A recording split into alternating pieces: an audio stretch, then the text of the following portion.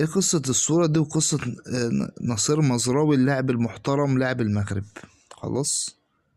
وبرضه هعرج على محمد صلاح والموضوع وموضوع اصابته ده وان هو هيسيب المنتخب، ومحمد صلاح محترم على دماغنا برضه. خلاص. والكلام ده اشار ليه احمد حسن في رده على محمد صلاح، موضوع محمد صلاح ان هو هيسيب المنتخب في حلقة امبارح يعني.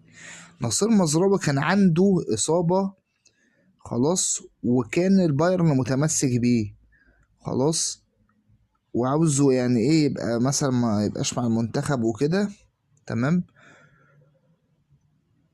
ويعني ما يلعبش في كاس الامم ويبقى معاهم على اساس يحافظوا على اللاعب عمل ايه؟ اصر يفضل في المنتخب لحد ما البايرن بعت واحد اطمنوا عليه وفضل في المنتخب. ادي الفرق بين موقف صلاح وموقف نصير مزراوي. ادي منتخب المغرب اللي على قلب رجل